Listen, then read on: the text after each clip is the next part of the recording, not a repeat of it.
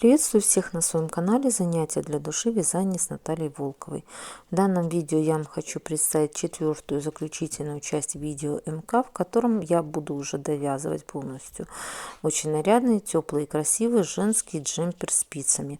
Ссылки на первые три части видео МК я обязательно оставлю в описании к данному видео. Так что кто не видел эти части, то сможете их посмотреть.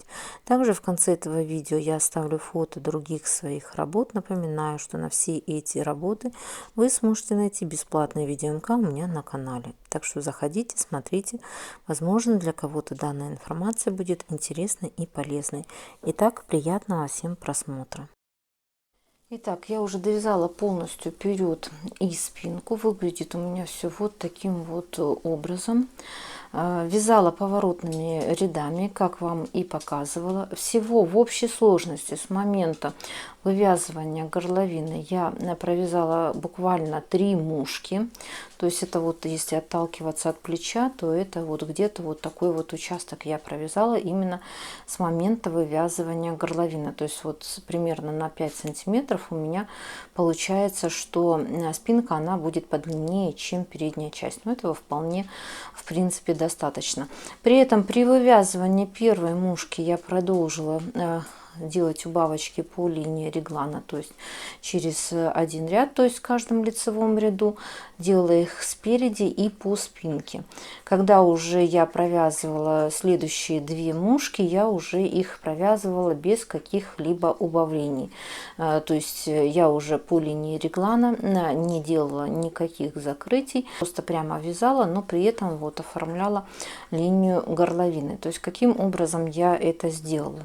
Самые первые 2 ряда я вам показывала, как я провязывала. То есть с этой стороны я сделала закрытие 5, 4, 3, 2. И вот у меня получается еще 5 раз я сделала закрытие по одной петельке в начале ряда.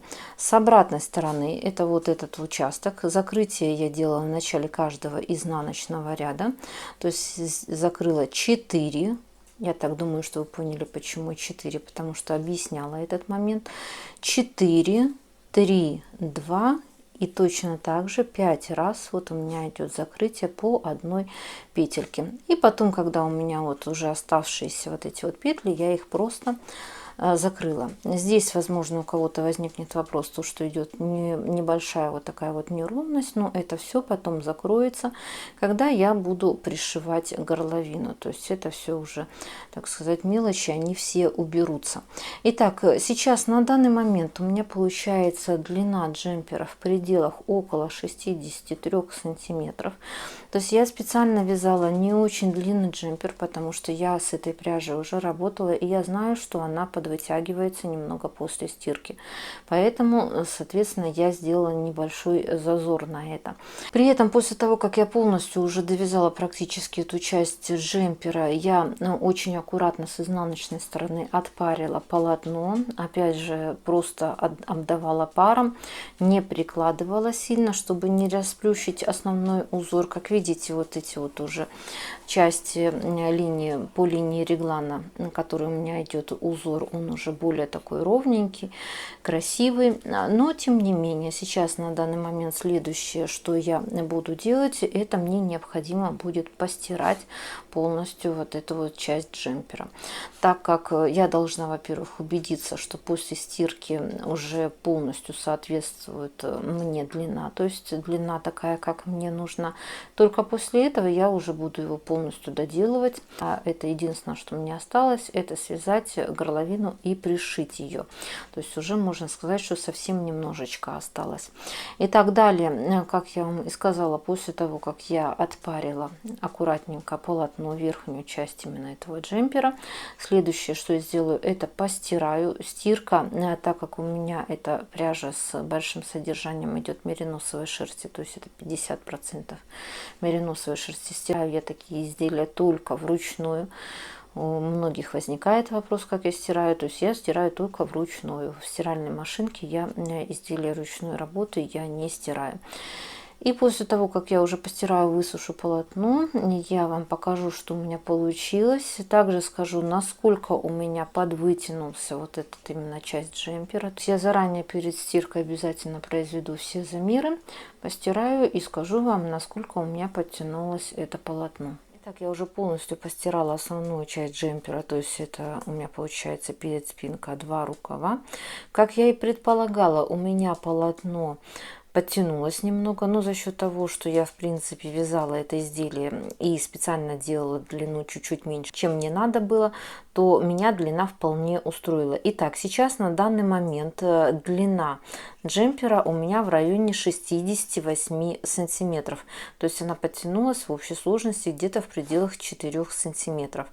Также у меня подтянулась и длина рукава, то есть она у меня получается от именно шеи до самого низа, также в пределах 68 где-то сантиметров. То есть рукавчик у меня тоже подтянулся где-то на 4 сантиметра. При этом максимальная ширина вот здесь вот у меня рукава в районе 40 сантиметров. Внизу рукавчик здесь 28 сантиметров. Ширина переда 54 сантиметра. Но опять же, не забываю, я перед делаю чуть-чуть пошире, чем спинку, поэтому спинка у меня ширина 50 сантиметров. То есть меня эти все замеры, они вполне устраивают. Но вы, опять же, когда будете работать, то есть вы должны учитывать тот факт, что, например, пряжа у вас также может после стирки подтянуться. То есть, чтобы такой именно ситуации не было, то лучше, конечно же, связать предварительно образец и постирать этот образец, и по нему уже увидеть, есть ли такая тенденция у вашей пряжи, как растягивание после стирки. Итак, следующее, что я буду делать, это я буду вязать горловину. После того, как я уже связала основную часть джемпера, единственное, что мне осталось сделать, это связать горловину. То есть вы, в свою очередь, конечно же, должны сами смотреть, что вам больше нравится. Можно связать, например, горловину обычной резиночкой, предположим, или одинарную стоечку сделать, или стоечку сделать с отворотом. Но я, в свою очередь, решила все-таки немножечко приукрасить, наверное, в какой-то степени джемпер и связать отворотку в джемпере декоративную. То есть у меня будет двойной воротник, сверху будет отворотка декоративная идти, а под низом именно будет обычная резиночка, то есть за счет чего этот воротник будет фиксироваться именно на горле. Итак, для того, чтобы связать именно такой вот воротничок, я набрала на спицы номер 3,5. То есть взяла спицы чуть-чуть поменьше, чем я работала до этого, для того, чтобы полотно у меня получилось немножко, я бы так сказала, поплотнее. Вязать я именно отворотку буду на 2 спицах, то есть поворотными рядами. Потом, когда перейду уже непосредственно на вязание самой резиночки, то там я буду вязать ее по кругу на чулочных спицах. Итак, для начала работы я набрала на спице номер 3,5, как уже сказала, 147 петель и провязала буквально 2 ряда. То есть вязать я буду по следующему принципу. У меня будут по воротнику, по отворотке, я бы так сказала, воротника, также идти дорожки из декоративных вот таких вот дырочек. То есть вот они у меня идут. Между ними у меня будет одна мушка. То есть принцип отворотки будет очень похож на именно линию реглана, как я оформляла. Я подумала, что так оно должно смотреться хорошо. Итак, значит, каким образом я делала распределение петель. То есть, как я уже сказала, я набрала на спице 147 петель. И далее провязала следующие 2 ряда по следующему принципу. То есть, первая кромочная петля, далее 3 петли изнаночные, далее идет дорожка из дырочек. То есть я так думаю, что вы уже разобрались, как ее вязать, которая состоит из 4 петель. После чего я провязываю 5 изнаночных петель. Далее опять же дорожка из дырочек идет, 5 изнаночных петель. По такому принципу я провязываю все абсолютно петли, дохожу до конца, получается, вот именно работы. Вот у меня до конца я дошла. И в самом конце также вот у меня получается дорожка из дырочек. В конце, как и в начале, 3 изнаночные петли и кромочная изнаночная. Это так я провязала самый-самый первый ряд, при котором я делала распределение петель. Ну а второй изнаночный ряд я просто провязала по рисунку. И далее я буду вязать следующим образом. Снимаю первую кромочную петлю, далее у меня идет 3 изнаночные петли. После чего я провязываю дорожку из дырочек, то есть это 2 вместе лицевой с наклоном влево, накид, 2 лицевые петли. Вот так вот. Далее я провязываю 2 изнаночные петли и на третью я делаю накид и снимаю, не провязывая ее. То есть буду вязать, продолжать вязать мушки, как и на основном у меня было полотне. Так вот я провязала дорожку из дырочек. Далее опять же 2 изнаночные петли, третью я снимаю. И по такому принципу я буду довязывать до конца, получается, ряда. Вот таким вот образом. Итак, вот я довязала, получается, это 3-й ряд от начала работы до конца. То есть, в принципе, я так думаю, что ничего особо сложного нет. 3-ю петельку, получается, я снимала с накидом, не провязывая. То есть у меня в этом месте потом будет мушка. И далее я поворачиваю работу и вяжу следующий изнаночный. Это получается ряд четный. То есть я снимаю первую кромочную петлю, провязываю 3 петли лицевыми. То есть в самом начале и в самом конце я не буду провязывать мушки, так как здесь у меня потом будет шов. Поэтому я просто провязываю 3 лицевые петельки. Далее я вяжу дорожку из дырочек вот таким вот образом. 2 лицевые петли, третью снимаю, не провязывая, еще с одним накидом. И по такому принципу я довязываю до конца ряда, получается. Итак, я довязала уже 4-й ряд. Это у меня изнаночная сторона получается. Поворачиваю работу и далее следующие 2 ряда я продолжаю вязать по принципу, как предыдущие 2 ряда я провязывала. То есть это у меня будет дорожка из дырочек и посреди вот изнаночных этих петель, 5 изнаночных петель, вернее в 3-ю петельку, я буду также провязывать мушку, то есть буду снимать, не провязывая эту петлю, и делать на нее накид. То есть далее за кадром я провязываю следующие 2 ряда по принципу предыдущих 2 рядов. Итак, вот я провязала еще 2 ряда, то есть все вязала по рисунку. Это у меня был изнаночный ряд, и вот таким вот образом у меня получается выглядит лицевой ряд. То есть это я провязала уже, получается, 6 рядов именно от самого начала работы. Не забываем, что первые 2 ряда они были как бы распределение петель. Мушку я начала вязать с 3-го ряда. Ну и далее, соответственно, мы вяжем по рисунку. Я так думаю, что вы уже догадались. Это первые 3 петли я провязываю изнаночными. Далее я провязываю дорожку из дырочек. И в этом ряду я провязываю все вот этих 5 петель изнаночными, включая и центральную вот эту вот мушку. То есть вот таким вот образом у меня все будет получаться. По такому принципу я довязываю до конца этот ряд. Далее следующий вяжу я по рисунку. Я не знаю еще пока что на какую высоту я буду вязать отворотку именно этой горловины по принципу, как вам показала. То есть я так думаю, что уже сложности у вас не должно возникнуть к данному моменту, как вывязывается этот узор. То есть так и продолжу вязать. То есть здесь у меня будут дырочки, а по этой по одной по центральной петельке, вот этой 3-й, я буду вывязывать каждый раз мушку. То есть далее я буду вязать за кадром и покажу вам, что у меня и как получилось. Так, я провязала уже планочку. Выглядит у меня все вот таким вот образом. Чередование дорожки из дырочек и мушка. Только единственное, что мушку я провязывала теперь не в шахматном порядке, а в одну петельку, вернее в 3-ю петлю посередке, которая идет, я провязывала мушку. Всего в общей сложности я провязала 5 мушек, так как я не хотела делать прям очень и очень большую отворотку. То есть высота у меня здесь сейчас на данный момент получилась где-то в пределах около 10 сантиметров. Вы, конечно же, в свою очередь, например, если вы хотите ворот, чтобы он у вас был больше, более такой объемный, то вы можете еще провязать, но я этого не стала делать. То есть после того, как я провязала 5 мушек, следующие 2 ряда я просто провязала по рисунку, то есть вот в этих местах я провязала изнаночные петли. Вот здесь вот, как видите, у меня провязаны 2 ряда просто без мушки я провязала. В длину у меня эта планочка получилась в районе 70 сантиметров, но при этом я это полотно, вот именно вот это полотно, чтобы проверить, чтобы мне все подходило, уже очень аккуратненько отпарила и намочила на ночь. Намочила и высушила. То есть у меня вот эта планочка, она уже, можно сказать, что имеет свой окончательный внешний вид. И далее я буду вязать по кругу именно саму резиночку, которая у меня, получается, будет под этой планочкой.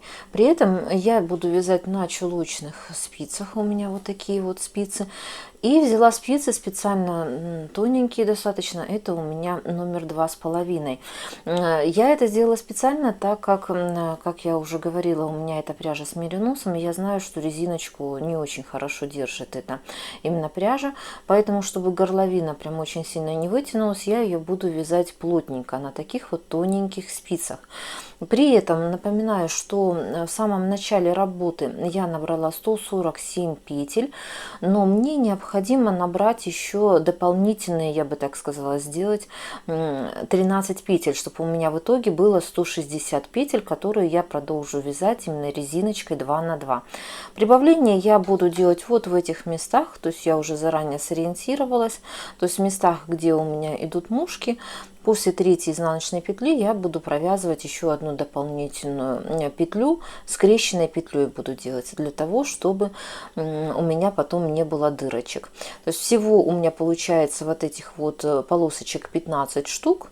На первой полоске я не буду добавлять петельку, начну со второй полоски. То есть как раз у меня получится, что я должна буду сделать 13 прибавлений. Вязать я буду следующим образом. То есть, как я уже сказала, резиночку буду вязать 2 на 2 петли, поэтому вот лицевая 2 петельки, изнаночные 2 петли лицевые, 2 изнаночные. То есть всего в общей сложности на каждой спице мне нужно, чтобы было по 40 петель. То есть, как я сказала, уже вот эту вот первую полосочку я пропускаю, то есть на ней я не делаю прибавки. Буду делать прибавки на следующей полосе. Покажу вам, как я это буду делать. Так, 2 лицевые, 2 изнаночные, 2 лицевые, 2 изнаночные. Ну и вот мы примерно дошли до середины вот этой полосочки. Вот 2 изнаночные я провязала. То есть я делаю одну скрещенную петлю, прибавочку. Она у меня пойдет как первая лицевая, потом, когда я буду провязывать следующий ряд. Поэтому далее я провязываю одну лицевую петлю. То есть вы должны ориентироваться по рисунку. Так, вот у меня получается со скрещенной петлей 2 как бы лицевые. Далее у меня идут 2 изнаночные петли, 2 лицевые, 2 изнаночные, 1 лицевая петля идет, 2 лицевая, и далее я делаю прибавочку также скрещенной петлей, но она у меня пойдет потом как первая изнаночная. То есть вот одну сделала, вторую вот изнаночную я провязала. И по такому принципу я провязываю 40 петель, после чего я буду брать следующую спицу. Итак, вот у меня уже на спице 40 петель. Далее я беру вторую спицу и продолжу вязать по принципу, как вам показывала. После того, как я, получается, провяжу все 4 вот эти спицы, я замкну в круг и начну вязать по кругу. Если вам мало ли вдруг неудобно вязать на именно таких чулочных обычных спицах, то вы, конечно же, можете воспользоваться круговыми спицами на 40 сантиметров. Их еще называют шапочные. Вязать по кругу. Если же вы вообще никак не вяжете по кругу, то вы можете продолжить вязать поворотными рядами. Но единственное, что сзади вам необходимо потом будет этот также участок сшить. То есть это вы уже выбираете, как вам удобно и как вы привыкли, я бы так сказала, работать. Далее я буду вязать за кадром эту резиночку, потому что, в принципе, не вижу тут особо ничего сложного в вязании. И через какой-то период времени покажу вам, что у меня и как получилось. Итак, я довязала уже полностью горловину. Выглядит она у меня вот таким вот образом. Напоминаю, нижнюю часть вот эту я вязала на чулочных спицах, круговую резиночкой 2 на 2 петли.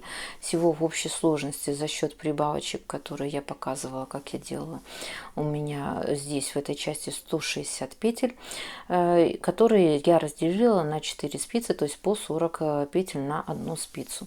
Всего в общей сложности я провязала эту резиночку где-то на высоту около 8 сантиметров, специально для того, что когда будет вот эта верхняя часть горловины отворачиваться, чтобы она прикрывала вот эту резиночку, как бы была чуть-чуть подлиннее. Вот если вы обратите внимание, она получается чуть-чуть, эта верхняя часть подлиннее, чем нижняя часть. И когда я уже практически довязывала вот эту резиночку, самый последний ряд я провязала просто все петли лицевые.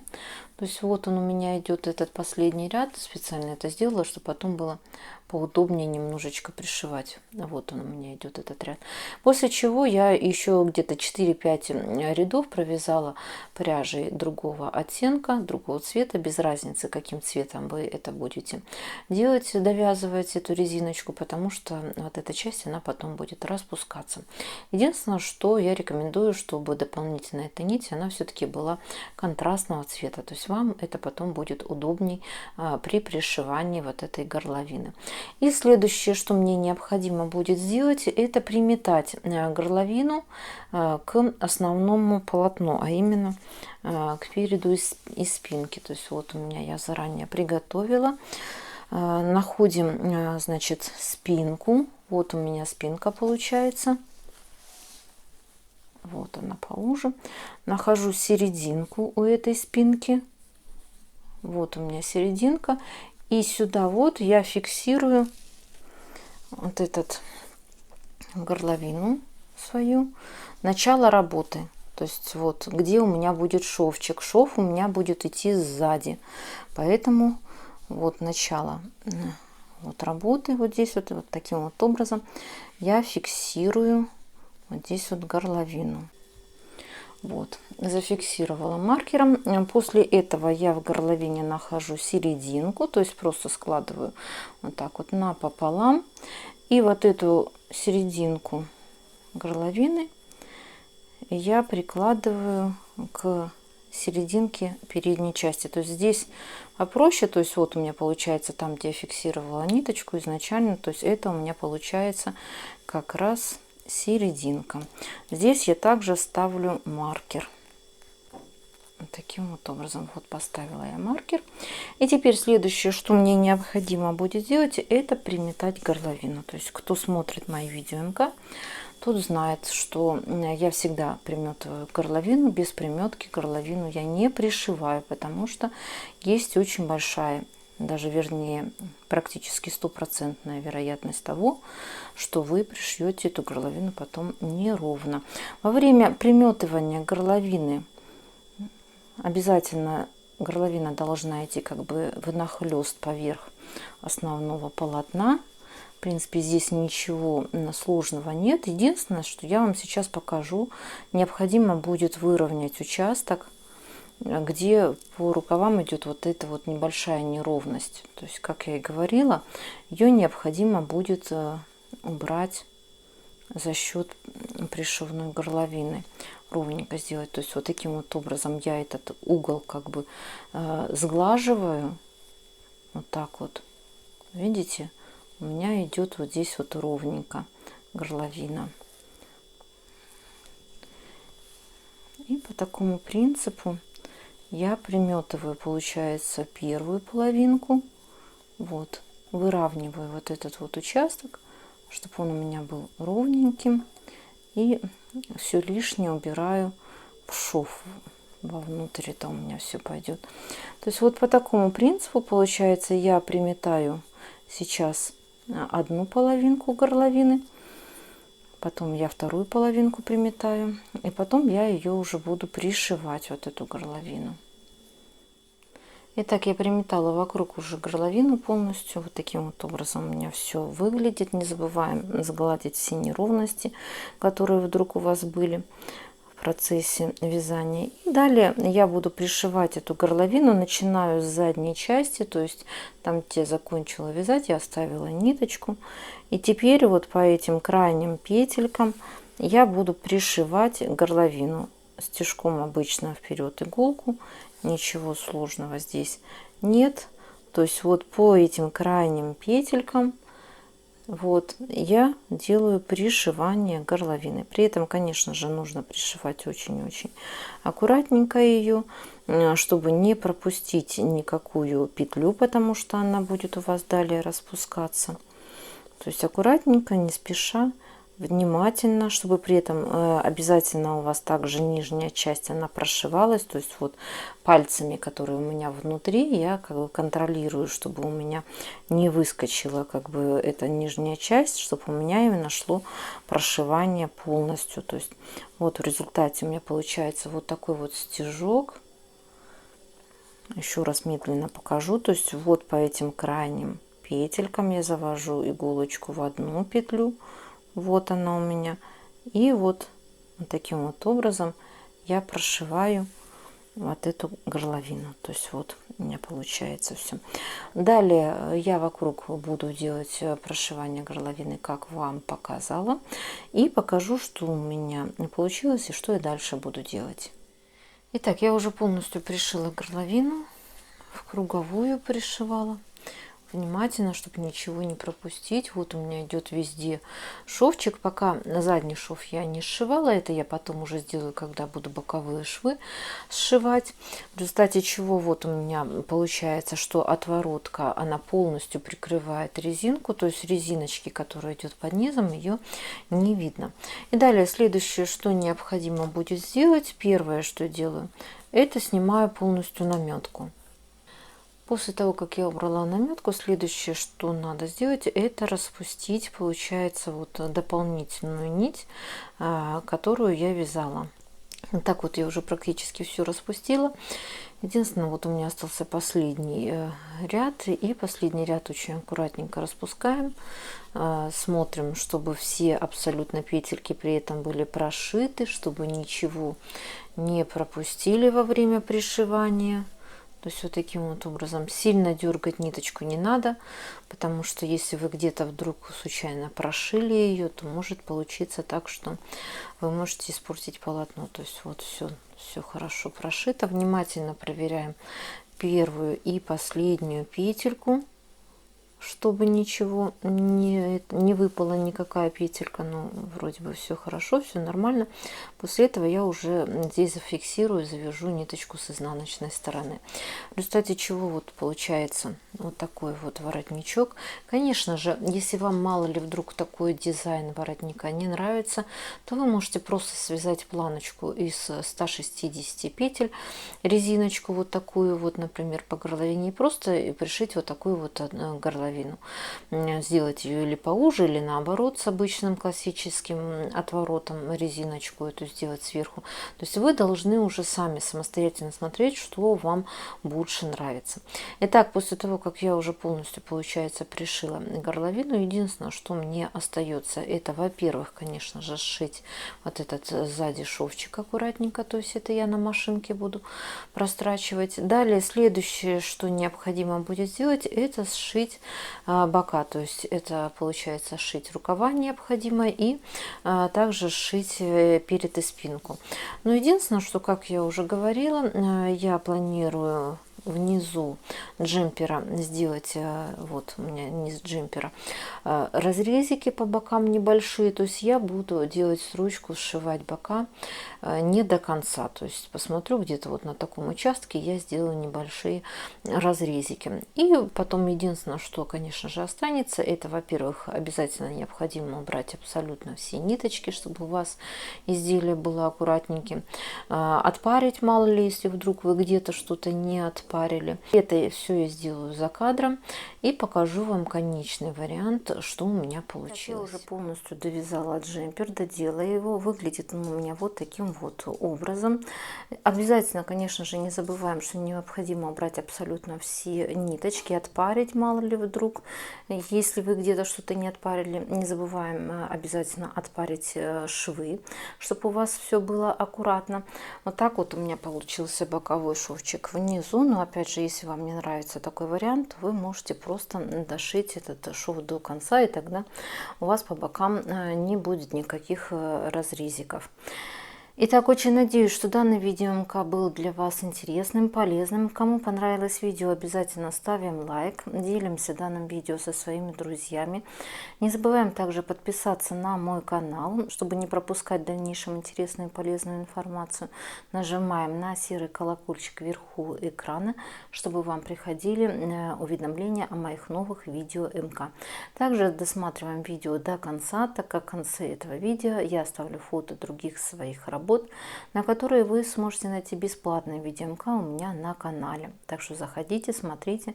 Возможно, для кого-то данная информация будет интересной и полезной. Итак, до новых встреч!